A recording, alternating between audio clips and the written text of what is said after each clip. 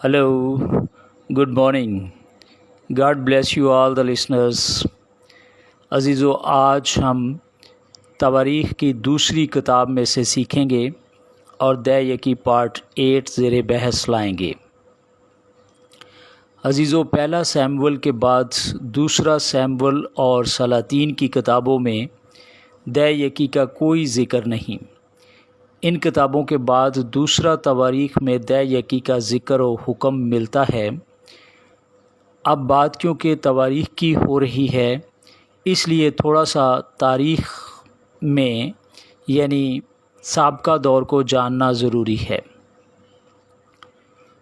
पहला तवारीख़ में हज़रत आदम, उसके बेटे सीत और उसके बेटे अनोस से शुरू होकर इसराइल के पहले बादशाह साउल, जनूबी रियासत यहूदा ख़ास तौर पर और दाऊद बिन यसी तक के तमाम हालात व वाक़यात और दौरे हुकूमत के बारे में कामयाबियाँ, नाकामियाँ और नाफरमानियों के बारे में लिखा गया है।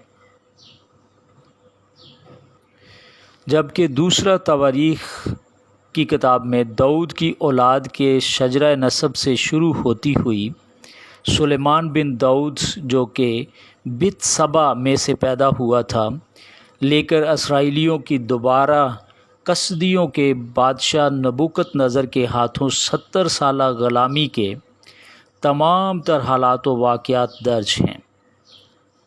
और फिर शाह फ़ारस यहूदियों को अपने वतन वापस आने और हैकल की तामीर नौ की इजाज़त देता है।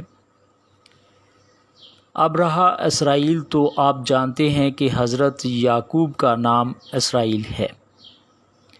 बामुताबिक पैदाइश बाब नंबर 35 आयत नंबर 9 से 11 में दर्ज है। और याकूब के फ़दान आराम से आने के बाद खुदा उसे फिर दिखाई दिया और उसे बरकत बख्शी, और खुदा ने उसे कहा कि तेरा नाम याकूब है, तेरा नाम आगे को याकूब ना कहलाएगा, बल्कि तेरा नाम इसराइल होगा। सो उसने उसका नाम इसराइल रखा, लिहाजा उसी के नाम से मुल्क का नाम इसराइल कहलाता है। याद रहे कि खुदा खुद इसराइलियों का बादशाह था और अपने नबियों के ज़रिए अपने हुक्मों पर अमल करवाता था। लेकिन जब इसराइलियों ने सैमुअल नबी को कहा कि हमें भी एक बादशाह चाहिए, तो खुदा ने सैमुअल नबी को कहा कि तू ऐसा ही कर, क्योंकि उन्होंने तेरी नहीं बल्कि मेरी हकारत की है कि मैं उनका बादशाह ना रहूं। लिहाजा सैमुअल नबी ने खुदा की तरफ से मुंतखब बिन्यामीन के कबीला में से साउल बिन कैस को इसराइलियों का बादशाह मुकर्रर किया। उसको माज़ूल करने के बाद दूसरा बादशाह दाऊद बिन यसी और तीसरा बादशाह सुलेमान बिन दाऊद और चौथा बादशाह रहबआम बिन सुलेमान मुंतखब हुआ। बामुताबिक दूसरा तवारीख़ बाब नंबर 12 आयत नंबर 1 से 7 में दर्ज है। और यूँ हुआ कि जब रहबआम की सल्तनत मुस्तहकम हो गई और वो कवि बन गया, तो उसने और उसके सारे इसराइल ने खुदावंद की शरीयत को तरक किया। और रहबआम बादशाह के 5वें बरस में ऐसा हुआ कि मिस्र का बादशाह सीसक यरूशलेम पर चढ़ आया, इसलिए कि उन्होंने खुदावंद की हुक्म अदूली की थी। और खुदावंद ने कहा कि तुमने मुझको तरक किया, इसीलिए मैंने भी तुमको सीसक के हाथ में छोड़ दिया है। तब इसराइल के उमरा ने और बादशाह ने अपने को खाकसार बनाया और कहा कि खुदावंद सादक है। जब खुदावंद ने देखा कि उन्होंने अपने को खाकसार बनाया, तो खुदावंद का कलाम समिया नबी पर नाज़िल हुआ कि उन्होंने अपने को खाकसार बनाया है, सो मैं उनको हलाक नहीं करूँगा, बल्कि उनको कुछ رہائی دوں گا اور میرا غضب سیسک کے ہاتھ سے یروشلم پر نازل نہ ہوگا۔ عزیزو، ربعام کی گورنمنٹ بھی مضبوط گورنمنٹ تھی۔ انہوں نے شریعت کو ترک کر دیا تھا۔ یاد رہے کہ شریعت خالصتاً اسرائیلیوں کے لیے تھی۔ ربعام کی گورنمنٹ بڑی ولگر حکومت تھی، بڑی عیش و عشرت والی حکومت تھی۔ اس گورنمنٹ نے عوام پر بھاری ٹیکسز لگائے۔ ربعام کی 18 بیویاں اور 60 حرمیں تھیں۔ اس کے 28 بیٹے اور 60 بیٹیاں تھیں۔ اس نے ابیا بن ماکہ اپنی بیٹی کو پیشوا مقرر کیا تاکہ وہ اپنے بھائیوں میں سردار ہو۔ اس کا ارادہ تھا کہ اسے بادشاہ بنائے، اور اس نے ہوشیاری کی اور اپنے بیٹوں کو یہودا اور بنیامین کی ساری مملکت کے بیچ میں ترقی یافتہ شہر میں الگ الگ سیٹل کر دیا، اور ان کو بہت خورش یعنی فنڈز دیے، اور ان کے لیے بہت سی بیویاں تلاش کیں۔ یہ سب کچھ خدا کو پسند نہ آیا۔ جب مصر کے بادشاہ سیسک نے یروشلم پر حملہ کیا تو اس نے خداوند کے گھر کے خزانے، بادشاہ ربعام کے گھر کے خزانے اور ملک کے خزانے لوٹ لیے، جس سے ربعام کی گورنمنٹ معاشی طور پر کمزور ہو گئی۔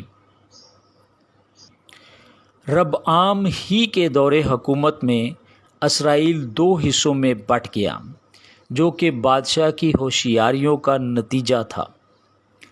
جنوبی ریاست کے اسرائیلی جو یہودی کہلاتے ہیں، اور شمالی ریاست کے لوگ اسرائیلی کہلاتے ہیں، جو کہ آج تک الگ الگ ریاستیں ہیں۔ اسرائیلی شریعت پر عمل کرتے ہیں اور یہودی پرانے عہد نامہ کو مانتے ہیں۔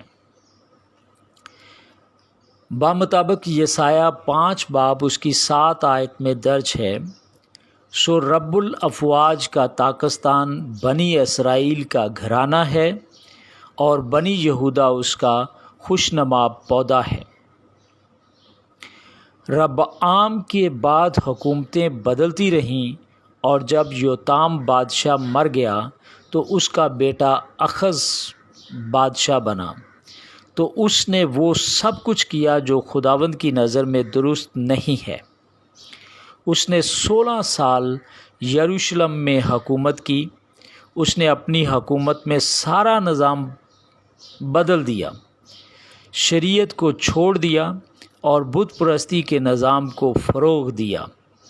ہر طرح کی بت پرستی خود بھی کی اور اپنی عوام کو بھی بت پرستی کا نظام دیا، جس سے خداوند نے اسے ترک کر دیا، اور وہ مسلسل جنگوں میں شکست کھاتا رہا، اور اخز بادشاہ دمشق کے دیوتاؤں کے لیے قربانیاں کرتا رہا۔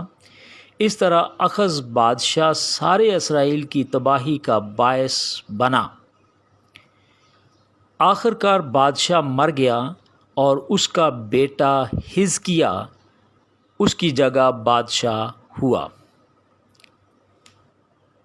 حزقیاہ بادشاہ نے تقریباً 686 سے 715 قبل از مسیح تک حکومت کی۔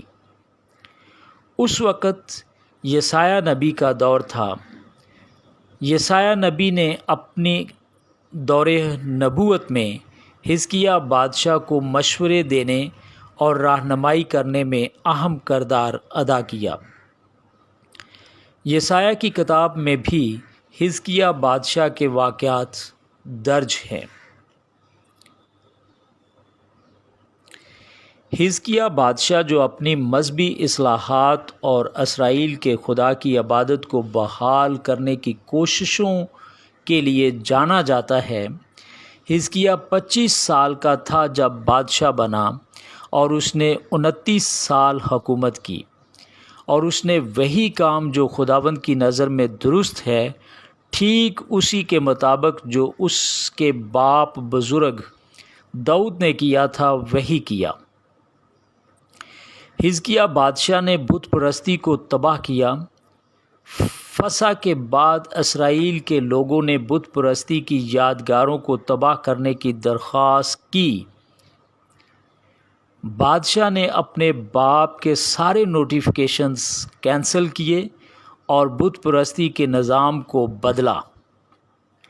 हैकल को बहाल करने, लावी और काहनों के शोबा को बहाल करने के लिए हर तरह के नए आर्डिनेंस जारी किए।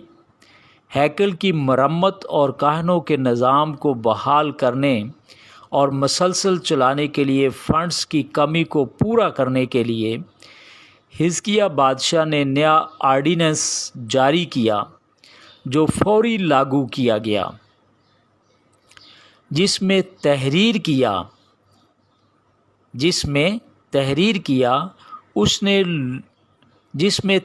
किया बामुताबिक दूसरा तवारीख बाब नंबर 31 उसकी आयत नंबर 4 से 6 में उसने लोगों को जो यरूशलेम में रहते थे हुक्म किया कि काहनों और लावियों का हिस्सा दें।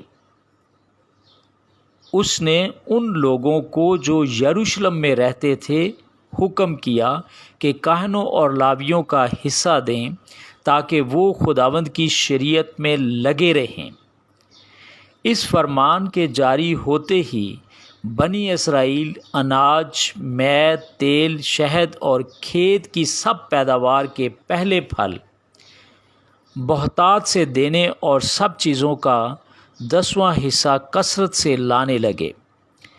और बनी इसराइल और बनी यहूदा जो यहूदा के शहरों में रहते थे 10वां हिस्सा लाए।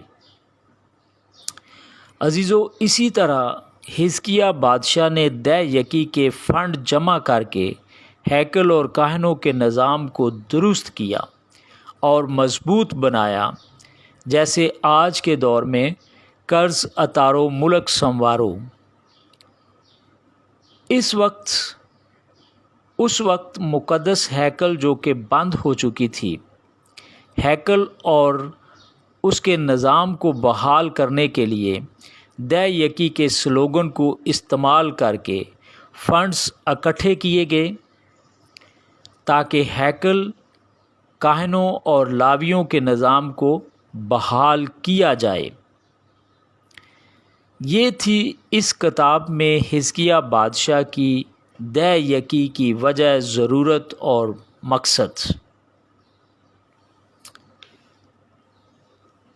अब अजीज़ों, अब मूसा की शरीयत के अलावा खुदा की रासबाज़ी ज़ाहिर होती है। ये रासबाज़ी यसू मसीह पर ईमान के ज़रिए से उन तमाम लोगों को दी गई है जो उस पर ईमान लाएं, वो नजात पाएं। बामुताबिक अमाल 16 बाब उसकी 31 आयत, ऐ साहिबो मैं क्या करूं कि नजात पाऊं? उन्होंने कहा, खुदावंद यसू मसीह पर ईमान ला तो तू और तेरा घराना नजात पाएगा।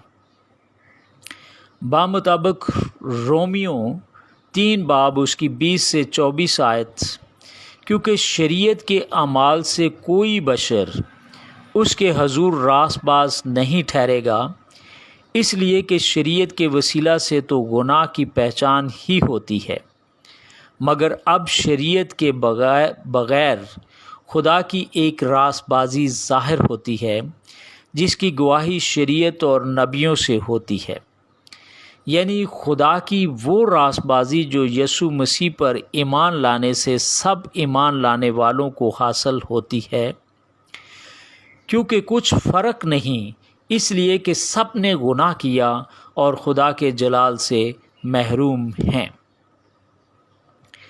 बामुताबिक इफसियों 2 बाब उसकी 8 से 9 आयत, क्योंकि तुमको ईमान के वसीला से फ़ज़ल ही से नजात मिली है और ये तुम्हारी तरफ से नहीं, खुदा की बख्शिश है, और ये अमाल के सबब से है और ना अमाल के सबब से है ताकि कोई फ़ख्र न करे।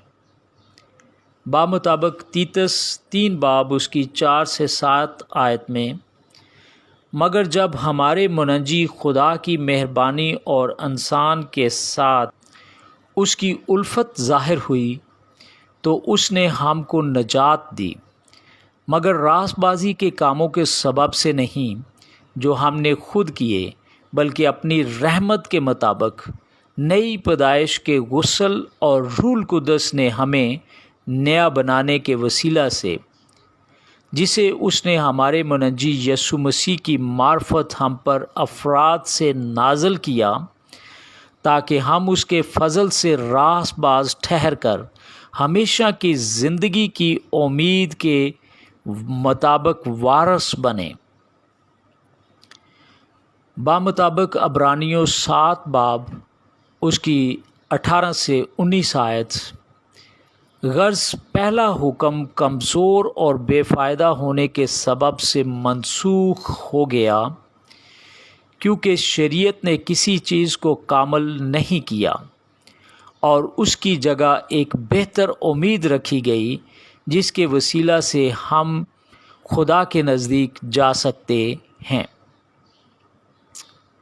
अज़ीज़ो, ये कलाम मुक़द्दस हमें सिखाता है कि हमारी नजात शरीयत पर अमल करने से नहीं और ना ही हम उसके कुल 613 कवानीन पर अमल कर सकते हैं। लिहाजा कुल 613 कवानीन में से एक कानून बाबत दै यकी पर अमल करने से हमें नजात नहीं मिल सकती, बल्कि 612 कवानीन पर अमल न करके हम गुनाहगार ज़रूर ही ठहरेंगे। इसलिए ये बात वाज़ेह है कि हमें शरीयत रासबाज नहीं बना सकती। इसलिए हमें यसु मसीह की मार्फत जो नजात मिली है, उसके लिए नई पैदाइश के गुस्ल और रूल कुदस के वसीला से रासबाज बनने के लिए तैयार होना है। अज़ीज़ों, जो लोग हमें ये सबक पढ़ाते हैं कि शरीयत पर अमल करना चाहिए, शरीयत को ना मानकर हम गुनाहगार होते हैं और हमें सज़ा से खौफज़दा करते हैं, वो उस सज़ा के बारे में बताएं जो फ़ज़ल के रूह को ना मानकर बेइज़्ज़त करते हैं। बामुताबिक अब्रानियों 10 बाब उसकी 28 से 29 आयत में, जब मूसा की शरीयत का ना मानने वाला 2 या 3 शख्सों की गवाही से बग़ैर रहम किए मारा जाता है, तो ख़याल करो कि वो शख्स किस कदर ज़्यादा सज़ा के लायक ठहरेगा जिसने खुदा के बेटे को पामाल किया और अहद के खून को जिससे वो पाक हुआ था नापाक जाना और फ़ज़ल के रूह को बेइज़्ज़त किया।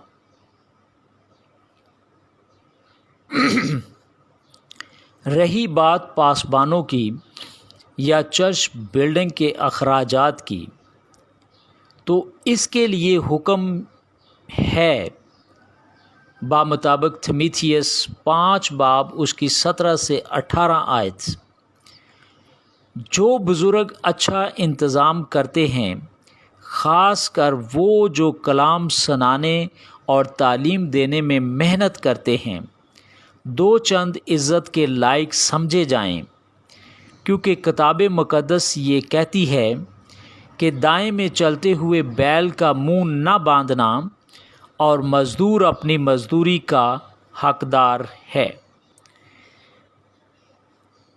अज़ीज़ों, इस ज़रूरत के लिए हमें यानी कलीसिया को ज़्यादा से ज़्यादा चंदा यानी चैरिटी देनी चाहिए, जिससे पास्टर्स को सपोर्ट हो और चर्च का इंतज़ाम बाखूबी चले। लेकिन इस चंदा या चैरिटी को दै यकी का नाम भी नहीं देना चाहिए और ना ही इसके ना देने से खौफज़दा करना चाहिए और ना ही दै यकी के नाम पर खुशहाली का लालच देना चाहिए। अज़ीज़ों, हमने जो कुछ पुराने अहदनामा में से सीखा وہ ہمارے لیے نصیحت اور ہدایت کے لیے ہے، اور جو نئے عہد نامہ میں سے سیکھا وہ ہمارے لیے عمل کرنے کے لیے ہے۔ عزیزو، میں مختار سجل بھٹی یسوع کی کلیسیا کے لیے دعا گو ہوں۔ خدا ہم سب کو اپنے کلام کے وسیلہ سے راست باز بنائے، آمین۔ God bless you all.